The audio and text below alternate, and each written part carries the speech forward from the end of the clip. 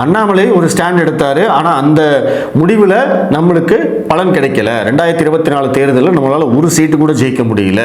வெறும் நம்ம ஓட்டு வங்கி மட்டும்தான் அதிகப்படுத்தணுமே தவிர நம்மளால சீட்டு ஜெயிக்க முடியல. இதே மாதிரி தனியா நின்னோம்னா மறுபடியும் அதே மாதிரியான ஒரு முடிவு தான் வரும் அப்படிங்கிறது தான் இந்த தலைவர்களுடைய வாதம். இந்த வாதத்தை அவங்க அண்ணாமலை தலைவராக இருந்த போதிலிருந்தே சொல்லிக் கொண்டிருக்கிறார்கள். அதாவது 2024 தேர்தலுக்கு முன்னாடியிலிருந்தே இது நடந்துகிட்டே இருக்கு. ஆனால் 2024ல் அமித்ஷா, மோடி இவங்க எல்லாம் சேர்ந்து அண்ணாமலை அவர்களுடைய பாதையை அவங்க தேர்ந்தெடுத்துக்கிட்டாங்க. ஓகே, அண்ணாமலை சொல்றதை கேட்போம் அப்படின்னு சொல்லிட்டாங்க. ஆனால் அந்த தேர்தல் முடிவுகள் வந்ததுக்கு அப்புறமா அவங்க மனசுலையும் சில மாற்றங்கள் வருது.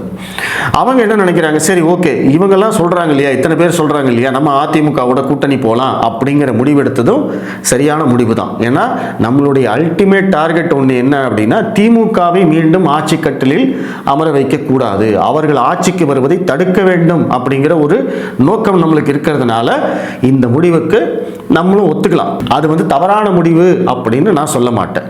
அண்ணாமலையும் கட்சி கட்டுப்பாடு அப்படிங்கிற அந்த புள்ளியில் அந்த முடிவை ஏற்றுக்கொள்கிறார். அதே சமயம் என்னுடைய தலைமையில் இந்த கூட்டணி இருக்க முடியாது. நான் இப்போ சமீபத்தில் கூட அந்த இந்தியா டுடே கான்க்ளேவில் அவர் பேசியிருந்தார். நான் அதிமுக கூட்டணி கட்சி தலைவர்களை பற்றி நிறைய பேசியிருக்கேன். நான் பேசினதுக்கெல்லாம் அதிமுக தொண்டர்கள் என்னை மன்னிக்கவே மாட்டாங்க. அதே மாதிரி அதிமுக கட்சி தலைவர்களும் என்னை பற்றி நிறைய பேசியிருக்கிறார்கள். அதற்கெல்லாம் பாஜக தொண்டர்களும் அவங்கள மன்னிக்க மாட்டாங்க. ஆனால் இன்னைக்கு இந்த சிச்சுவேஷனில் நம்ம இருக்கோம். இன்னைக்கு இந்த கூட்டணி உறுதியாயிருக்கு. அதற்கு எடப்பாடி பழனிசாமி தான் முதல்வர் வேட்பாளர் அப்படிங்கிறதெல்லாம் இந்தியா டுடே கான்க்ளேவில் அவர் பேசின விஷயம்.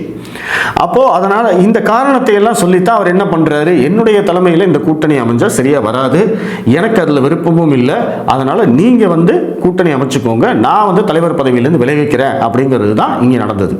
அதுவும் சரியான முடிவு தான்.